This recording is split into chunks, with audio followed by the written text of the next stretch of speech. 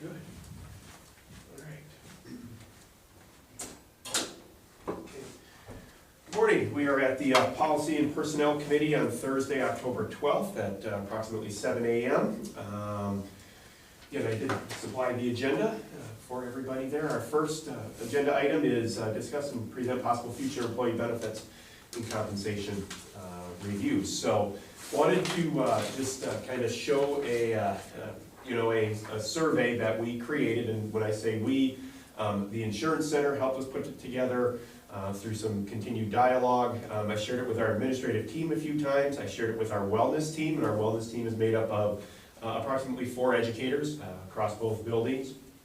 And that's how a lot of the wellness survey questions got in, since right now, since we are not part of the insurance co-op, we don't have a formal wellness platform like we used to have with Rally, where people could earn gift cards and they could do challenges. And this wellness team always kind of did some side things, you know, some challenges within the buildings, put together some social outings and things, but again, they wanted to kind of see what people are interested in doing, what they want to work for, now that we really don't have that formal insurance platform or that wellness platform. So just wanted to get any feedback, if there was anything that we wanted to change a little bit, but again, just wanted to provide a copy of this.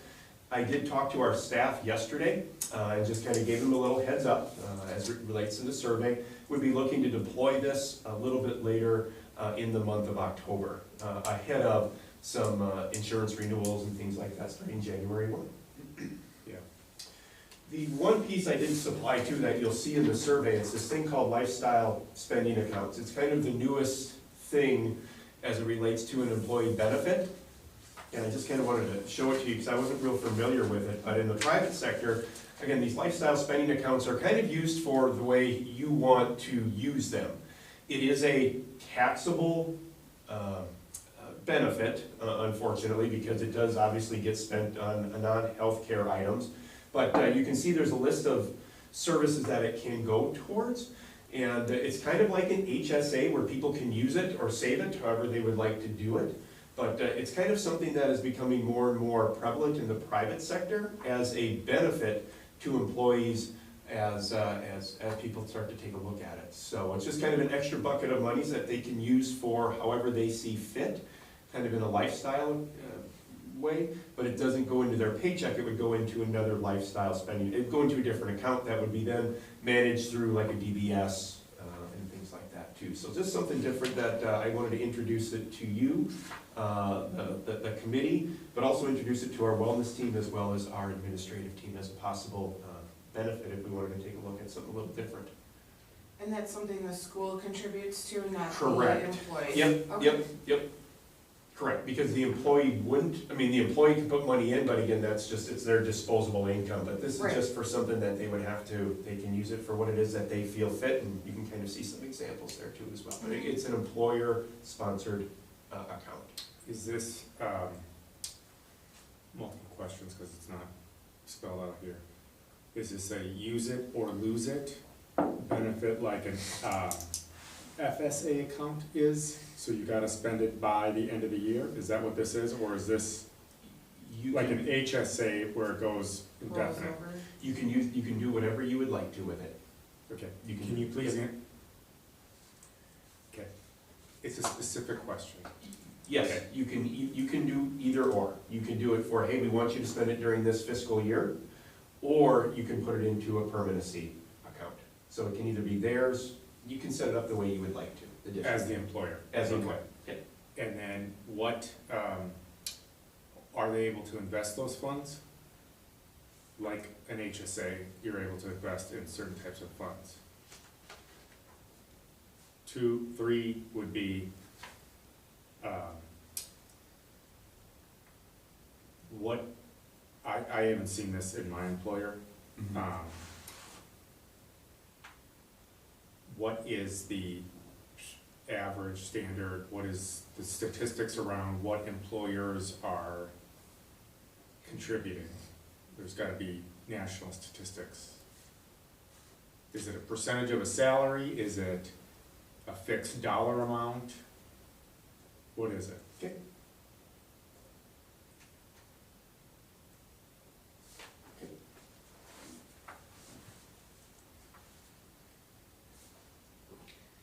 It is taxable income. It says the money you spend is taxable income, so you should see the benefit itemized on your payroll stub with the applicable taxes withheld. So, I mean, Just so people are aware, it's,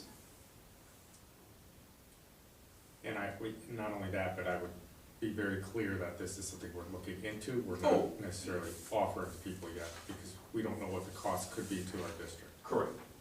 Correct. Is there, are there fees for setting this up annually and administering this? Who pays the fees? Is that included in our insurance premium that we pay? Is it something we have to pay out of pocket as part of this program? Probably more of a finance committee question, but if we're gonna be looking into it, we ought to be knowing if there's a cost to us besides the contribution. The cost to us would be just like our cost to our HSA. There's a administration cost that we pay DBS, diversified. It would be part of that, but I'll look into exactly what fee that is. Okay. All right. Any feedback on the survey at all? Or ideas, things we might have missed, or? It's just real general. Yeah. Okay. All right, thank you. Okay. All right, wanted to, then let's roll into some of the policies that we'd like to give a first look. And again, there's two of them that we're kind of recircling back, in particular the revenues and investment policy 652. So I did make a couple printed copies of some other sample policies there. I did have a conversation with a local school business leader, and talked a little bit about their policy, and it was from Kettle Moraine, and they're going to be actually taking a look at updating their policy this year. And he got into all sorts of things that I really don't know, and they were talking about basis points, about where you move things. Again, that's not my world.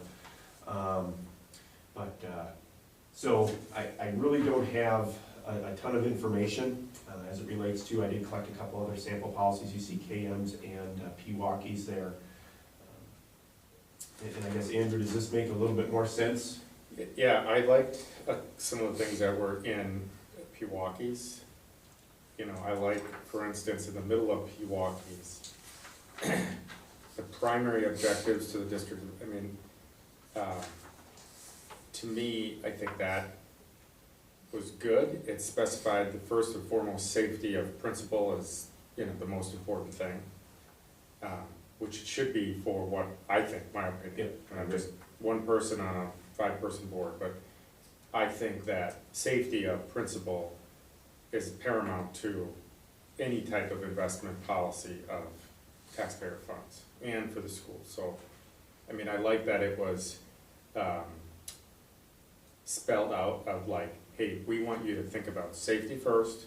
We want you to think about liquidity, which again is important in the fact the way schools are funded. You get 3 big payments a year.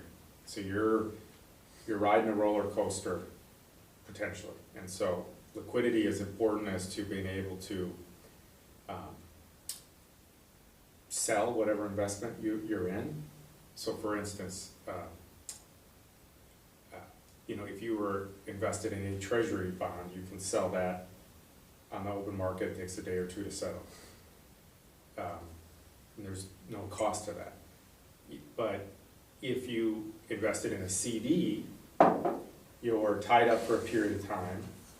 You can break that CD, but there's a cost to that, which might mean you forego your interest that you had invested in. So those are things I think that need to be spelled out. So when you look at the WASB one versus these two were a little bit more detailed, and I liked it. So I think there's some things we could probably pick and choose out of these. I don't think we need to rush into that. So I'd say let's just kind of continue to work on this, and that's my opinion. I agree. But I'm not trying to make it complicated, but I do think, you know, when I read the 652 from WASB, it's just very generic. And I think when you're talking about tens of thousands of dollars, if not hundreds of thousands of dollars, depending on the timing and of the receipt of those funds and the expenditures of those funds, there could be a time where we have a lot of money sitting in a bank account or in investments, and we should have guardrails around that. So I'm not trying to over-engineer something, but I do think if we're gonna have a policy, let's try to do it the best we can, and think about how to install guardrails, not just for today, but for the future as well. Okay. Is it okay if Andrew and I, because I'm not quite sure, again, when we talk about the details, again, when, you know, breaking CDs, and I don't know if that's something you outline, or, again, I don't know if that's, it's not my world, so, I'll set a time with Andrew and I to kind of engineer this a little bit, and again, we are in no hurry to, I do like the wording of the Pewaukee one over the Kettle Moraine one. But from there, I guess I would lean on Andrew's expertise. and it looks like Pewaukee just reviewed theirs about 2 years ago, too, as well, so. Yeah, I thought it was a pretty decent policy. There were some things, and maybe it was just the flow of it, but Sure. I thought it was a good policy too. Compared to what we originally wrote. Yeah.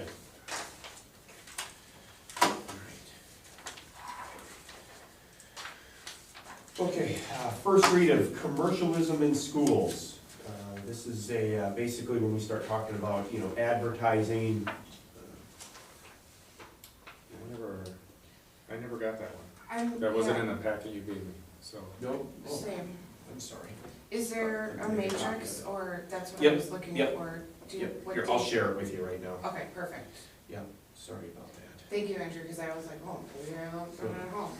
I'm sorry, I thought I had that. Let me share it with both of you too directly.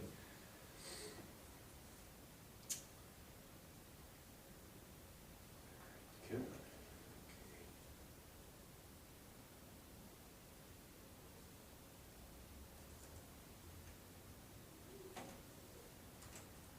And I can make a copy of that too as well. Again,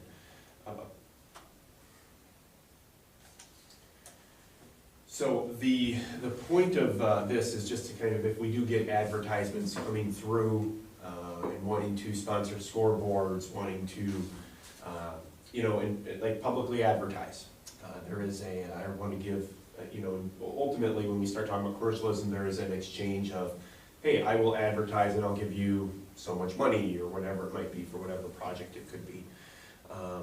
Again, we've only utilized this truly in one way, which was our when we did the primary school gym and put up some new scoreboards, and that's typically where, obviously, when schools kind of look to advertise, it's kind of in their gymnasiums and things like that as well. But again, ultimately, it's just kind of some guidelines that the district would go through.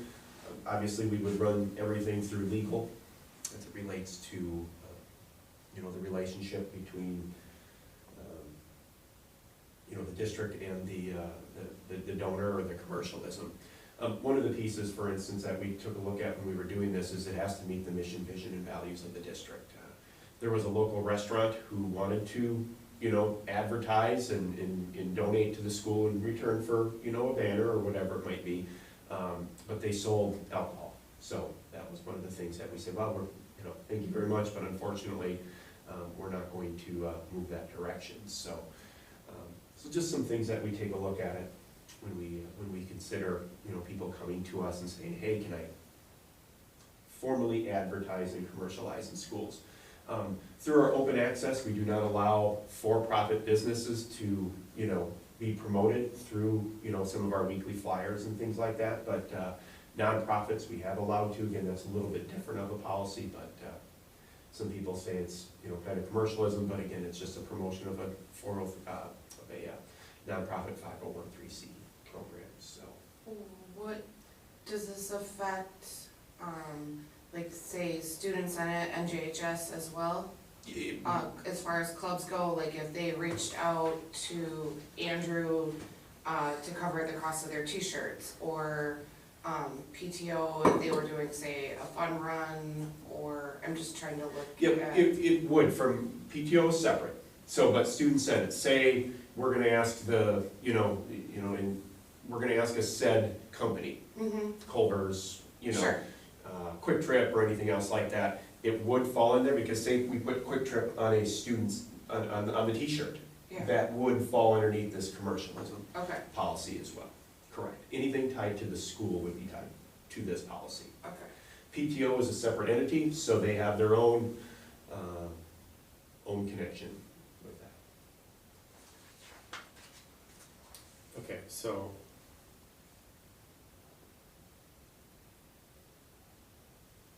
Page 1, positive school business relationships should be ethical and structured in accordance with the following principles. Corporate/business involvement must support the curriculum and instructional goals and objectives of the school and/or community needs. Okay, so I'm gonna make up a company.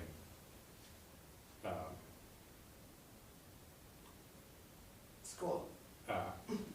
The company is an electric company, an electrician. Joe's electrician. Joe wants to Joe's electrician gurus wants to advertise here. I guess I'm confused as to if a local business wants to advertise on a scoreboard or something. How do you determine if that meets curriculum and instructional goals and objectives?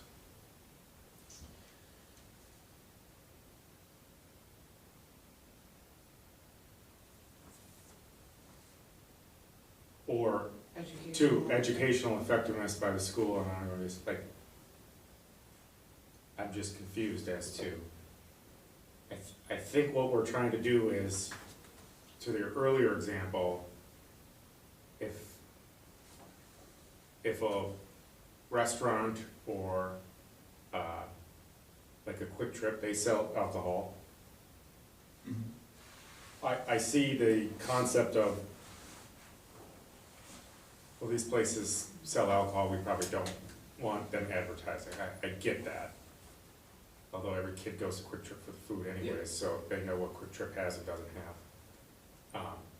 So I get that, but like, when you say to view it through the lens of our mission, vision, and values, I mean, at some point, a business may just want to buy an advertising, and in return, they get their logo up there, they get something, and the reality is they just wanna give us money. You know what I mean? Like, Fredericks with the turf for the playground, or, Lake Country Pest Control, I know that they used to be active in donating, I see your point, Right, yeah. but how do you, well, yeah, that's what I'm just, in my example, like, okay, what's the matrix to curriculum, determine? I mean, I guess you could say, well, Joe's Electric, we've got, programs at the intermediate school, okay. For STEM, I think we've got a couple of, automotive repair shops here in town, like, maybe they just wanna donate and have their logo up. And they do, El Javo does. Yeah. Yep. So again, though, like, when we say, through these lenses or in accordance with supporting curriculum and instructional goals and objectives, evaluated for educational effectiveness, I don't know what that means. Well, and Do we care? If it meets a linkage to the, Do we do need this you- policy? are you better off served saying what you won't accept versus trying to tie it to these two things? like, for instance, number 3 doesn't tie to number 1 and 2, it's totally different. In that sense, basically like, hey, we're not gonna force our kids to listen or read a commercial or whatever within the learning environment, i.e. the classrooms. Like, okay, so we basically said, hey, nothing's happening in classrooms. Maybe the better question is if commercialism in schools, if other school districts have this, do they just spell out, we don't advertise alcohol, tobacco, firearms, whatever sins are out there? You know what I mean? I don't know, are you better off, is it easier to say what's not acceptable? Because I'm sure there's a lot of families here that own businesses, and maybe they're looking for a tax write-off one year. And maybe they wanna donate, and then, you know, their accountant or attorney says, hey, if you donate, we can write it off if you get your logo up there, you know what I'm saying? So. Well, and then does this go down the slope of, let's say Joe's Electric matches donations for an employee, so now the employee donates to the school, but now Joe's Electric is donating directly back to the school too. You know what I'm talking about? So does that fall under this as well? Or no, because they wouldn't be advertising? Advertising. Okay. Advertising. And then, I haven't obviously read the whole thing, but how long is the advertising? Yeah, each agreement is. So these agreements that are in the scoreboard in here, right? Is there a sunset on those? There was over a period of time, yes. Okay. So if they're past the sunset, that advertising either should be resold or taken down, right? And then who's managing that program?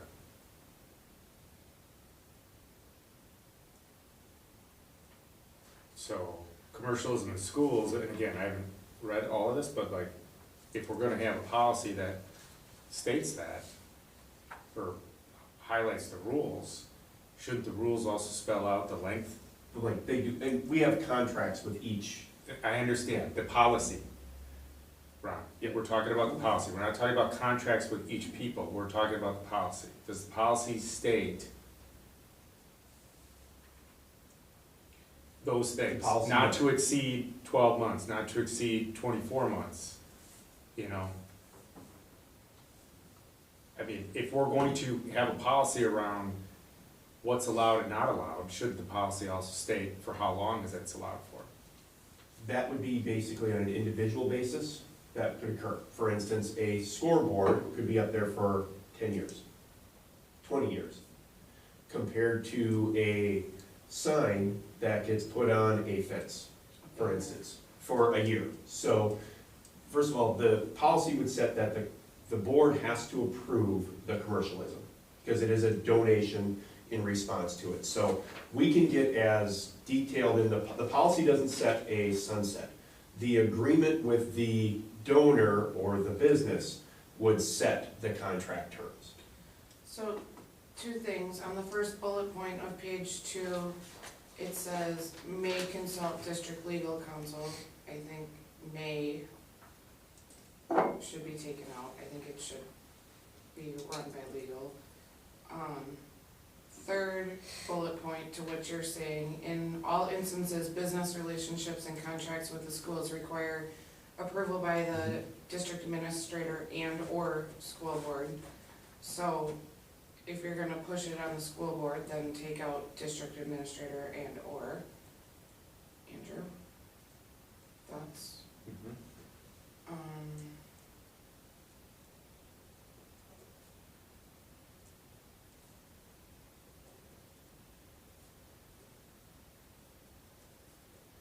Let me pull some other sample policies. Because Andrew, to your point, maybe it's do's and don'ts. This one kinda, I don't know, I'm not a big fan, and again, I'm just reading it now, but it seems like a very wishy-washy policy, it kinda goes in circles. as you read through it. I think this needs to be, if we could get some more examples, I think this needs to be put on the back burner for now and revisited at our next meeting.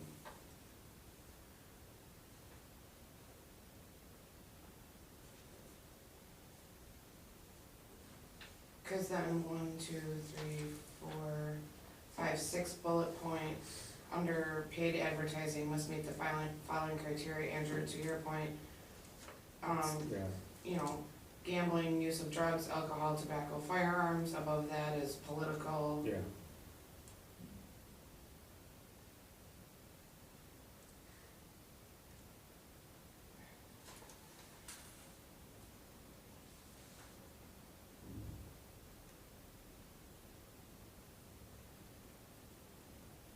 Okay. Then you have the principal approving awards on page 3. Donated by a commercial enterprise.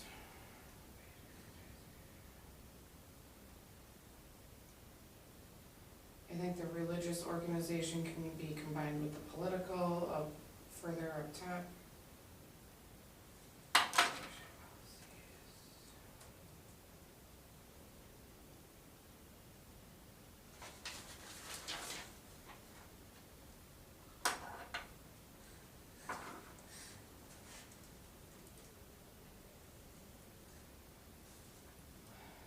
Then again, it says all paid advertising must be approved and documented by a contract signed on the Merton Community School District side by the district administrator or designee. So do you wanna, again, push that back on the school board, or just for sake of flow? Or do you wanna leave that as a district, there's just a lot of hands in all of this. The principal one is if Joe's Electric, you know, say, hey, Mr. Wagner, we want you to give this trophy out. Okay. Again, On I'm just behalf doing a of that, quick yeah, read, yeah. throwing Yeah. thoughts out there. All right, let me do a little digging, see what other people have. Oh, there it is, last one. No paid advertising contract shall be a duration of more than 3 years without prior order. Yeah, I guess I'd like to see what others are doing, because again, I recognize trying to tie it to that. You know, the mission, vision, values, whatever, I get that. I understand saying you know, paid advertising won't do all that. I get all those. I just come to say, like, how do you determine that, you know, 1 and 2 on the first page? Yeah. So, Yep, okay. so we're tabling that. Tabling We're gonna it. do more work on it. Yep. Okay.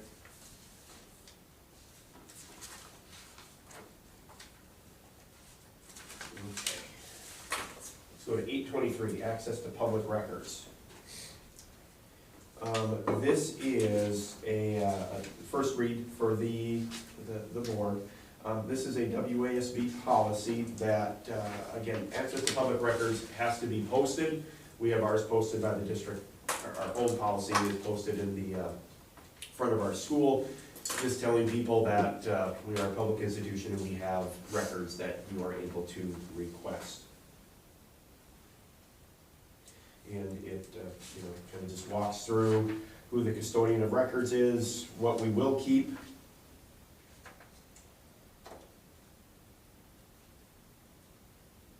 Okay, a couple questions? Yep. And typos and different things? Okay. So first paragraph. In addition, it's third line, in addition, all officials, employees, and authorized agents of the district shall, to the extent appropriate to the particular record, oh, never mind. I missed it, that's fine. Okay, on the bottom of this page 1, there's the last bullet point, I think should be deleted, because I think it's all 1 on the third, correct? Yeah, that bullet point should Oh, be there. You know what I You mean? mean the fourth one there? The 4th bullet point Yeah, should go away, sorry. because it's actually. Yep. Coming All back. continued on. Yes. Got it, thank you. Okay, and then on the bottom of page 2,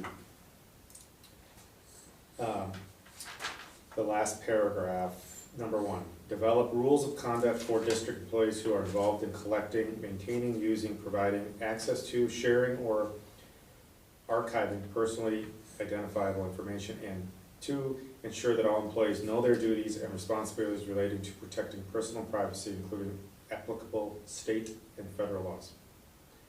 How would the board know that this has been completed or has happened? For either one of those.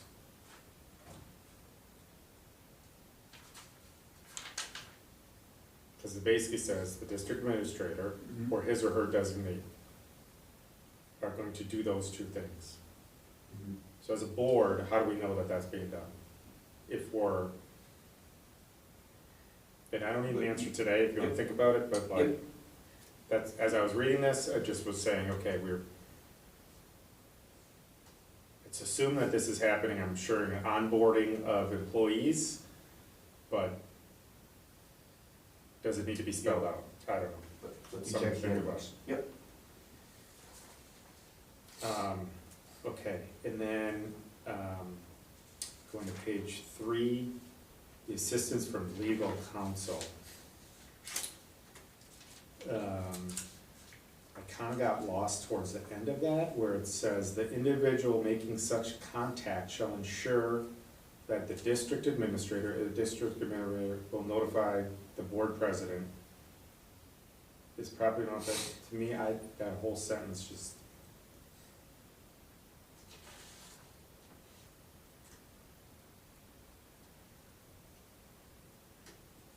is it, Individual making such. my question is district administrator in there twice? Yeah.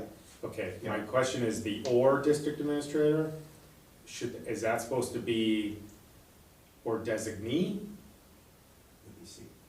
Yep, it's in there twice. That's where I think I'm confused, because I wonder if it's not supposed to be 2 district administrators and a district administrator and or Yeah. something, I don't know. Got it. Or if it's just supposed to be district administrator or the legal custodian of records or the deputy custodian, because that's what it says, up top. Up top. So I think consistency is important.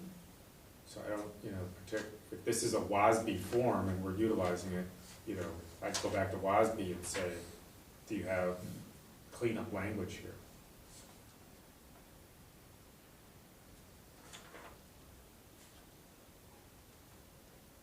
Okay.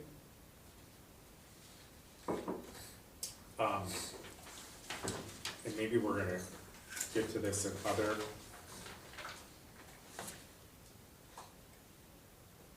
on these other rules and policies regarding public records, but and maybe I didn't read it, and I apologize, but what if a board decides that we're gonna utilize a third party for all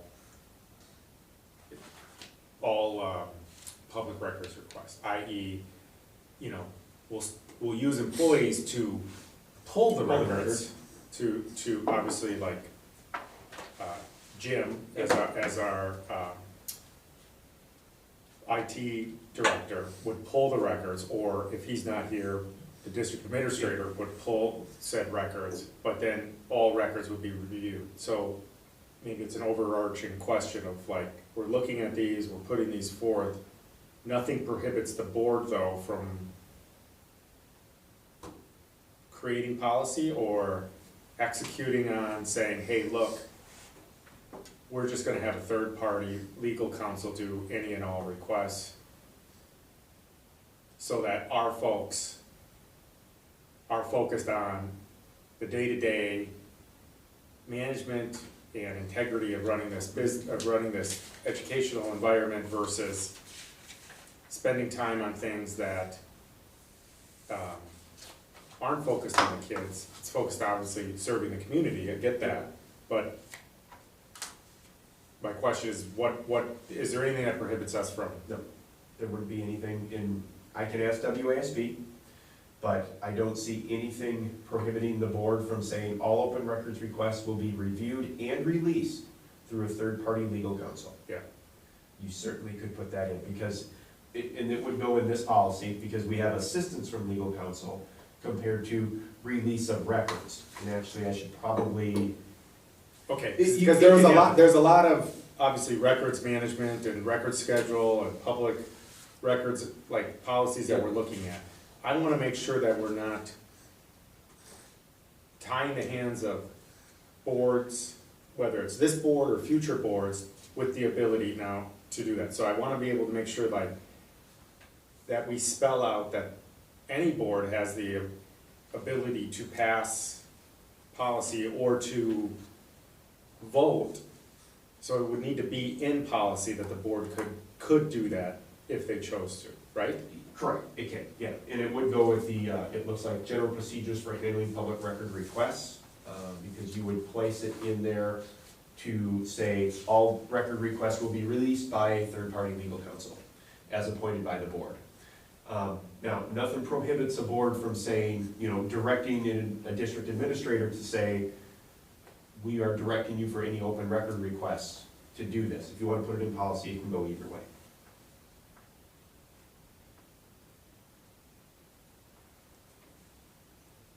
Yeah, I guess when I read it, I didn't see anything that said we could or couldn't.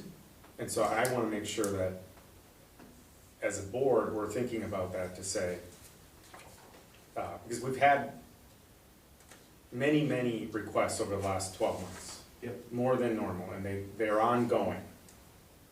They continue, into this school year.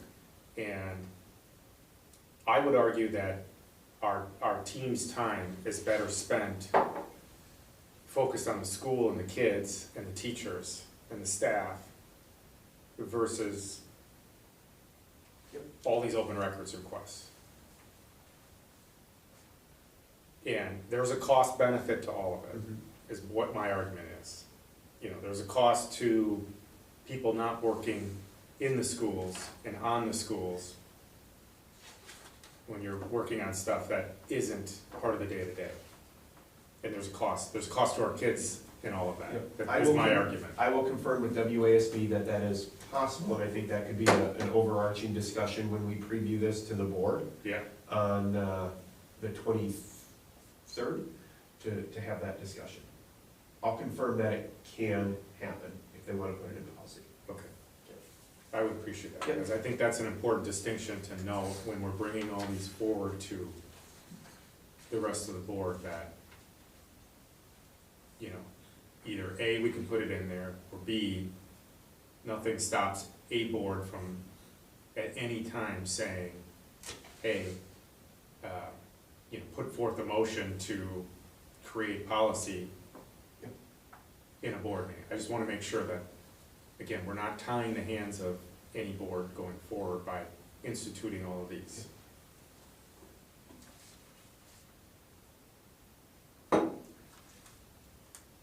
Good dialogue. That's all I had on that. Good on 823? All right. 823.1. This is a policy that we've seen before. The direction and the feedback from the committee is basically taking a look at the general records schedule, which is indicated in this policy.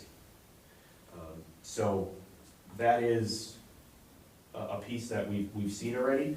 In response to that, the general records schedule is in 823.1R, which is the rule. So any feedback on the 823 records management retention policy? Under one, page 1, bullet 1, general responsibilities of officers, officials, employees, and agents. Bullet point 1, unlawfully or without having authority to, I don't like do so in there. Am I reading it wrong? I feel like that doesn't need to be there. Unlawfully or without having authority to do so, access records. I think you Without want to just having say do, authority To do. to access district records. strike do and so, is that what you're saying? Correct. Or is that just me? Yep. It No, I wasn't think you're, flowing. no, I think you're right. Then page 2, top, number 4, working with other staff and with the school board president or board policy committee. I don't think that board policy committee needs to be in there, unless I'm reading it wrong. We added that in there. Oh. We Yeah. added that in there. I think we added that in. Yep, we added that in there. I think it's just policy committee, isn't it? Or board, it Okay. could be policy, or There, board's okay. policy committee, or policy committee. I think we added that because I think we were saying like, hey, if you want recommendations, it's gotta come through board policy. It's gotta come through our policy, a policy committee anyways. Okay, For review and consideration. and then that's not gonna be highlighted in the final, Correct. Okay. It was That's just highlighted your because of the note. change. Okay. Yep, that was recommended. got it. You wanna get rid of the board, or policy I committee? get it, that's Okay. bottom of page 2, the last sentence, particular records to Wisconsin Historical Society. Yep. To the Wisconsin Historical Society.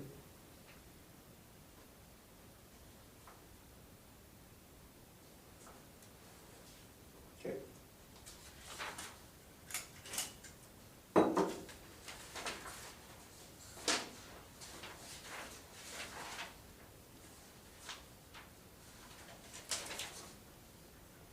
And again, this was the new one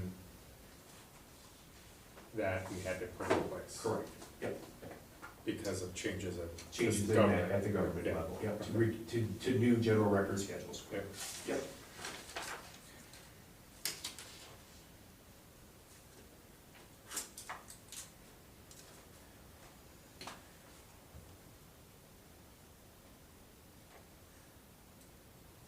Okay, so that brings us to the general record schedule. With this record schedule, the district can request to the state's approval, the state archivist board, or the state archivist board, you can apply for your own records retention schedule that cannot be less than what the state requires. I say that as, it's an option to go through each one of these and say, oh, we don't like this, we don't like that, we wanna change this, we wanna change that. What WASB and the state is recommending is you just adopt the records retention schedules that are presented in the new state statutes, which are linked in this policy. Either way, as soon as the board approves this, we do need to then, the district administrator would then trigger a request to the state of Wisconsin that says, this is what we are intending to be our records retention schedule, do you approve? So, for each one of these areas that are highlighted here, we would then, we being the district administrator, would supply a request and tell the board, or tell the state board that our board has adopted these policies, are you good with it? And that is really where you put in that column, the date in which the district received from the Public Review Board approval. So that's why it's TBD, because you need to approve it at the board level, and then the district administrator sends a message to the Public Review Board that says, this is our new retention schedule. They authorize it, sign the form, and then you would insert that date into the policy once it is approved. So that's what that TBD is. Again, what we would, if we bring forth this as it stands today, what we would be submitting to the state archivist is what the state and WASB recommend for said record schedule. Correct. Correct. I mean, I'm good with that if that's done. I think following their lead is not a bad way to go. Do you have any issues No. with the schedules that? No issues at all. No, and I did sit down and with WASB's policy representative for a good hour and reviewed each one. And that's really why when you take a look at number 2, on page 2, there's municipal election records. And we are only, Wisconsin municipal and related records, this is for municipalities. The only piece that we are adopting in this is the election records. because they have their own set of retention record schedules, but we are grabbing the municipal rules for just election records. The rest of these are specific to schools over here on the left and government bodies. And how often does, with your recollection, how often does the record schedule change? This Like, is the first time in over 10 years. okay, And I think because of it being a little bit older, they wanted to update it, and then that hence the reason why they pushed these and out. you're to notified when municipalities. that happens, so we don't need anything in here that specifically says Nope. need to be reviewed annually Nope. or? This would be just part of our annual review process. Well, we do have, if you recall, I don't forget which, if it's 100 policy or something, there is, that we've instituted like once every 5 years, that the Right. entirety, so, I just didn't know Yeah. specific to this, if this Yeah. was, understood. if we're following the state. Yeah, but we do have a catch-all is what I'm saying now, Okay, right? Right. Because we did that last year to say, hey, we can't go 20 we years. can't go 20 years again. Right. A board has a responsibility, wherever that 5th year falls, to review these. Got it. I think we did it once every 5 years. I think. Correct. I think we left a window of 3 to 5 or something. Okay. No Yeah. more than 5. Yeah. Okay, Okay, from what I understand, 95% of the schools are adopting these record schedules. okay. Okay, thank you. All right, access to public records, this is 823.2.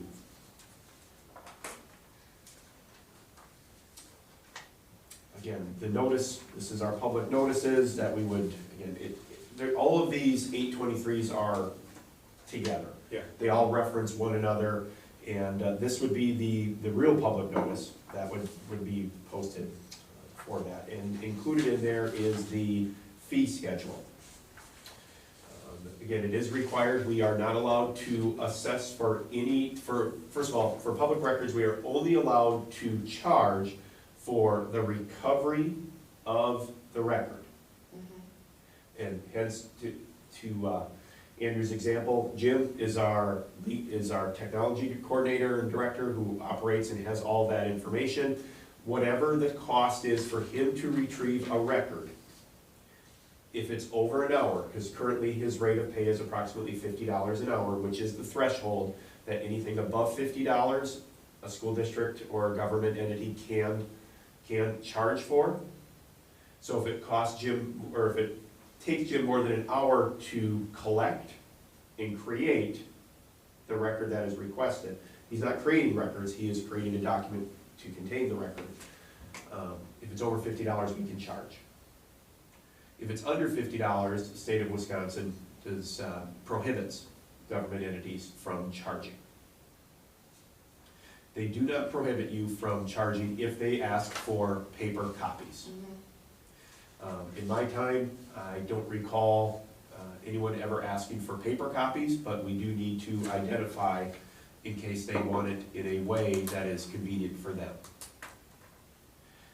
When we take a look at the copies, again, when we ran a report on what our cost per print is, as well as our paper costs, we are not allowed to like say, hey, it's gonna be 5 cents per copy or 20 cents per copy. We have to be able to showcase the actual cost of the print.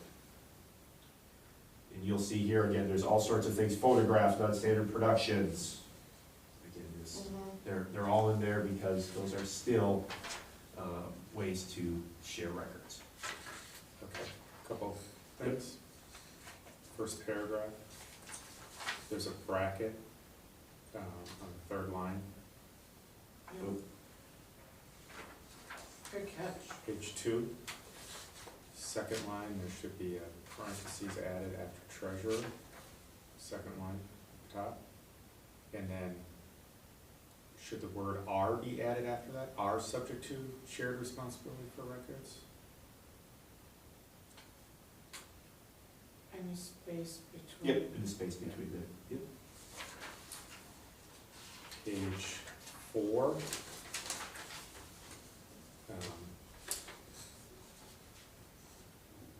I was confused on the records not produced collected by the district.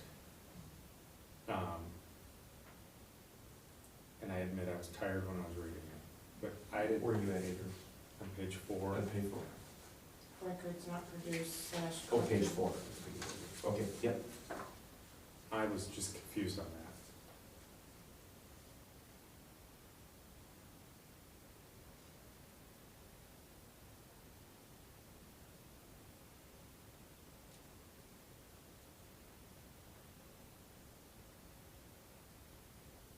So Would this you get is if we don't clarification? honor a request?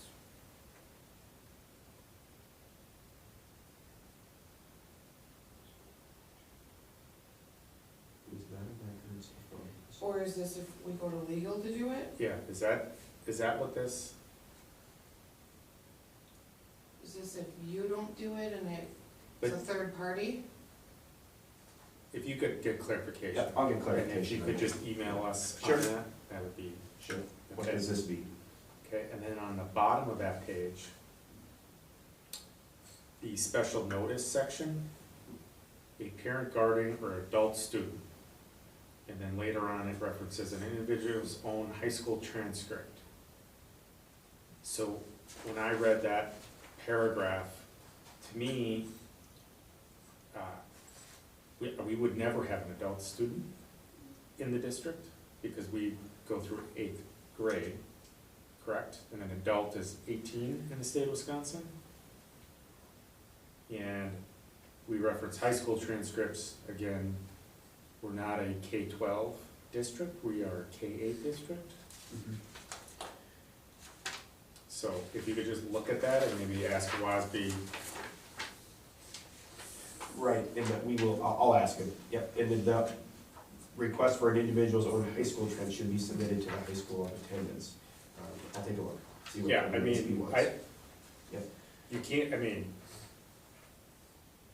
I know why, I mean, it's blatant why you put it in there, but it's like, I think people would have enough common sense to say, well, Merton's a K-8 school, I didn't go to Merton for high school, I went to Arrowhead, or I went to, you know, whatever, pick a city, you know, that people, they wouldn't be requesting their high school records from us because they would have known where they went to high school. Yep. I'm assuming it's a catch-all for WASB. Yeah, I'm not sure for adult students, so, yeah, because we wouldn't maintain a record if they left. An adult student or a former student, I'll ask him what that's all about. Okay. That's all I have on that.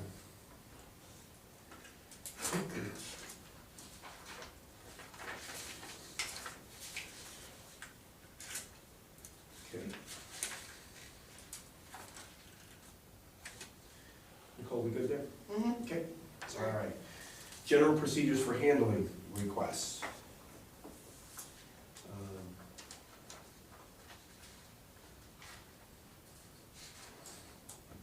Just the process in which you would, we would go about doing that. Highlights does for denials as well, accessibility, who do you contact, hours and things like that too as well. And this would be for, Andrew, to your point, I think if the board wanted to insert any type of legal That was requirement. going to be my suggestion, Andrew. I think that's, Yeah, I think, I mean, again, I think it's implied that the board has the right to do that, mhm, but again, I think just for clarification and, let people know. yeah. I just wanna make sure we're not, again, tying the hands, Covered. and that, So, I mean, it's a, to So me, it's we're a just gonna- responsibility of this policy committee or any policy committee that when you're putting forth something, you're putting all the cards on the table to say what it does and doesn't do, and spell it out. There's no fee for that, right? That can be, you cannot charge a requester legal fees because, again, you can only charge for the creation of it. If we were, to Andrew's point, we get a records request, Jim has to collect it because he's the person, Absolutely. the only person who, now, they always say it has to be the person who is the lowest paid, who is applicable to that. Jim would create the record in this scenario and then would hand it over to a third-party attorney. There would be no district administrator in this. It'd be a cost that the district bears for I think it's for good practice. freeing up the time of the district administrator or somebody else in the district to continue their day job of working on the school and in the school. I think it's a good practice. So So, where do we put that? Where does that fit in? here's, the question, so I guess it's a two-part question. A, do you want to spell it out to say that the board has the ability to do this? And notwithstanding anything in the foregoing documents, does it prohibit the board from creating its own motion and a second and an ultimate approval? So I think, if I'm hearing you, and I want to make sure I'm clear, that you're also saying, yeah, but I also want to recommend that we do that. Correct. Yeah, so two things. One, making sure the policy doesn't prohibit us from doing that, and that it, or any board. And then, the question would be, at what point do we put a motion, or do we put that as an agenda item, separate from policy, to say, we want to create guardrails for open records requests where when we get one, Jim pulls it, forwards it to an attorney to do the review and redactions so that our district administrator isn't doing that work. So I think there's two things there. And Right. I'm on board with both Yeah. of those suggestions. Do we say the board and or district administrator, or are you putting it all on the board? The board has the right to, Yeah, I think it has to be on the board, because, but if he sees, you see the ORRs first. They come to me as the legal custodian. of Correct. records. So they don't come to us, that's why I'm just No, no. asking the question if he, yeah, but I think you're just saying, okay, so you're saying who sends it to the attorney? right, Who I has think the- that should be who- spelled out. Yeah, I think the board has to authorize that because it's gonna be an expense, right? But it's not gonna be, We don't know. Well, it depends, every record request is different. I mean, Sure. I get simple record requests for instance, I got a records request for a resignation. That is something simple, it takes 5 minutes to create. Not to create, to reproduce, and then send the email and things like that. What I think we're talking about is if I get a request, I send it to Jim. Jim, can you please produce it? If I can't produce it, because I have that record. So if Okay. I'm able to produce it, I produce it, I send it to an attorney or a third party that says, here's the ORR, here is the information. And again, then the attorney then would determine whether or not any redactions are needed. I send it to them, and then the third party releases it to the requester. so the attorney is releasing it? If to we're the gonna have a requester? third party do all of the records, do all their open records, anything that's beyond the pulling of the record, then they would be the one who would, Even here's the so-and-so. even the simple ones. That's what I'm asking for you Yeah. guys, because that's what we really have where to it's, clarify. Yeah, okay. So what is that's- simple. And I can see it both ways. Because there are We times. wanna protect, Right, the simple ones, I get that, and then that's more of a judgment basis. But there are ones that are hundreds and hundreds and hundreds of pages, right, and, and I get it.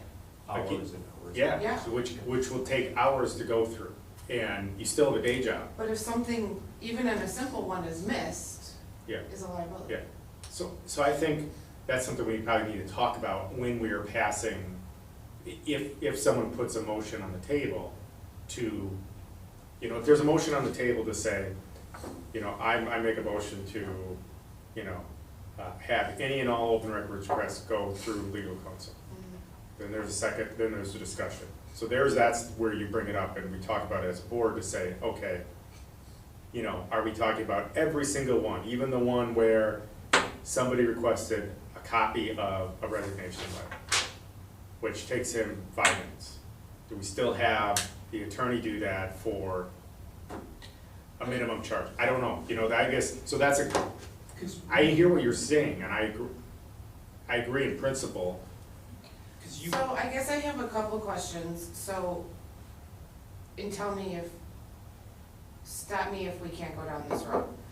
If we're gonna have a discussion about it at a meeting, which I completely agree with, off the top of my head, I would have a couple questions. One would be, is there a flat rate? So if it is just single page resignation letter, quickly you review it, third party reviews it, right? What would that fee be? What would, in general? $290 an hour, so for an attorney to review it, it probably would take 10 minutes. Okay, and It's a it pro would rata. be, They bill you for 10 minutes out of 290. okay, so it's not an automatic 290. No, Now, I think if it's onesie twosies, I wonder if they change their tone at some point, which then, as a district administrator, you have to come back to us and say, hey, it's now getting, with all these onesie twosies. That's what Easy I'm one, saying, yeah. if we could have a conversation, I'm giving you a heads up of a question that Sure, I would likely ask. My second question would be, do you know in the last year how between you and Jim and lawyer, maybe two separate buckets, legal fees and you and Jim, and then a total, so three things, what has been spent time-wise? we do have a record, obviously, of all the attorney bills for open Yep. records. Okay, so that's, we have that, because those are bills. But what if these nonsense requests cost our district? Sure, Time, well, it's time, it's time. right, If it's not legal, then it's time. but your time and Jim's Correct. time is worth something. Yep, correct, yep. So I Yep. guess I would be curious what that amount is. And we could produce how much we have charged people, which has been very minimal, because in the beginning, last January, we got a request that took Jim 4 hours, and obviously we charged accordingly.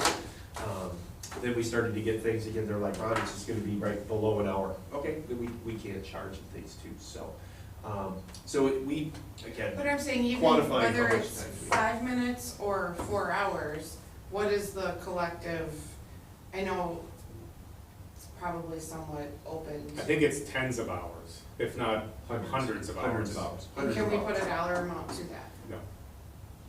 Why? Oh, you mean, well, yeah, you just. Oh, sure, you just figure out our hourly rates and Right. just say, this is And how much it it's is. nothing I would hold you to, No, just no, more no. for a comment, a Yeah, conversation you're piece. looking for a headline of like, hey, just so you know, It costs us we paid it. $10,000. Yeah, but the reality is he's probably doing it on nights and weekends also and working late, which again, people are gonna argue, well, that's your job, suck it up, Sure. buttercup. But But at the same time, my argument is, all those hours, so not the dollars, but the hours Mhm.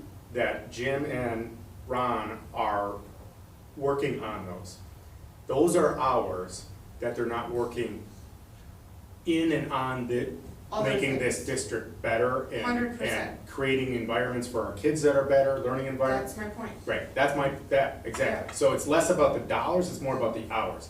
And there's a cost benefit to all of that. Mhm. There is, and I don't know what people are doing with all these.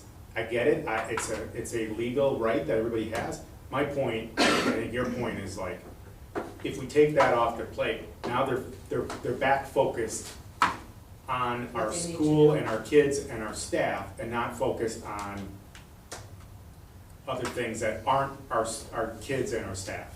Well, it's their responsibility, they have a lot on their plate, and. Right. Yeah, But again, time is the one thing we don't all have enough of. correct. And so when time is being taken away to do these things versus working on the school and in the school, that, to me, that's where this discussion as a board, we need to talk about. Yeah. And as a community, because So- we continue to have these done, then I get it, again, it's a right of all the people, I get all that.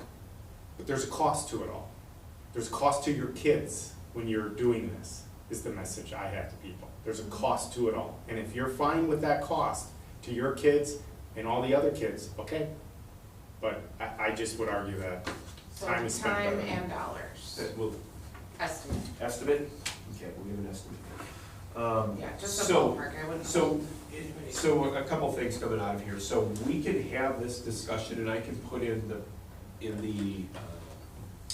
Agenda. well, it could be either a specific agenda item, or we can do exactly what we did for the fund balance policy and the purchase policy, as I just highlight to say, the policy committee would like to specifically discuss who and how open records get released, and if in fact a third-party legal attorney needs to be involved in that official release. Then you can have a global conversation, because you could put into policy that would say, hey, if there ever is a redaction, it will automatically get reviewed by a third-party legal counsel. When in doubt, because we know if it's a student record, if there's any type of student information that is in there, it will automatically be reviewed by a third party, student or staff. Student or staff. That's what most of the ORRs are about, but again, you can go as far, you can move the needle to every open record will be released and reviewed, compared to certain open records will be released and reviewed, all the way to what it is now, and what your policy, what the policy proposal is it'll be at the discretion of the district administrator, so you can do anything you'd like with it too as well. I'll get some estimate of hours, and then I'll pull some legal bills too as well. So That's easy. So if you do it that way, it's just a discussion. If you put it as an agenda item and possible action, Right, then you could vote. So whatever you want to do. I'm good with agenda item. You want a specific, because you can have that discussion, because are we talking about, you're talking about policy, so you could have it, you could direct through the first read. Are we doing first read? First Then read, we you have can direct it. discussion, and Yep, then so we you don't can even go need a into it. motion or anything Right. to be able to deliver. It's already on the board. there. It's already on there. You can Let's do that, because then in November, it'd be the second read, you Correct. pass it, and then if you wanted to have it as an agenda item after it's passed, I feel like that's the right way to do it, Yeah. because it gives what I everybody would do. time yeah. to That's the way I would digest, do it. Yeah. get questions. Yeah, Okay, so I will highlight the discussion wanting to be had at the board level. thank you for your suggestions. Yep, okay. Okay, This- so question, future agenda items. Yep, Going We're back, supposed to be reviewing something that fell off the table. You asked for, do we have an old agenda? There was supposed to be an ongoing, the ongoing is benefits. yes. okay, So the ongoing agenda item is benefits. Okay. So, sorry. this is, you're gonna send out the, survey. Yep. In October, we'll get the results in early November, correct? Yep, correct. New benefits, when are we going to, as an organization, when is the drop dead date to make determination and approval of final benefits? Final benefits? Actually, my question is create a schedule, starting with the insurance center, starting with, here's the time we have to make a decision, whether it's January or what, I don't know when, but, and then work it backwards. I wanna make sure that there's enough time. We've talked about having future listening sessions like we had, and there was a name for it, we called them something, It was, listening session, Meet and confirm. Yeah, meet and confers. Yep. Okay?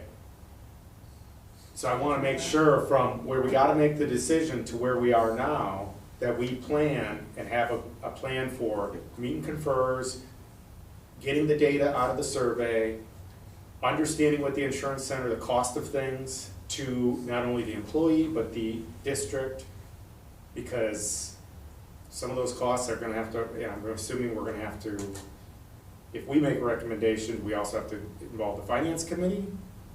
I can't remember from when I was on the finance committee how that worked, but I just wanna make sure we've got a schedule. Yep. And that we all know the schedule, Sure. and the rest of the board also knows the schedule. Okay. Because there's a lot of moving parts, this is important. We probably also, I'm gonna go out on a limb and say PTO is gonna be a big discussion point on versus sick days. Yep. And so, Yep. I wanna make sure that we offer enough time for meet and confers and or board discussion on what we wanna do.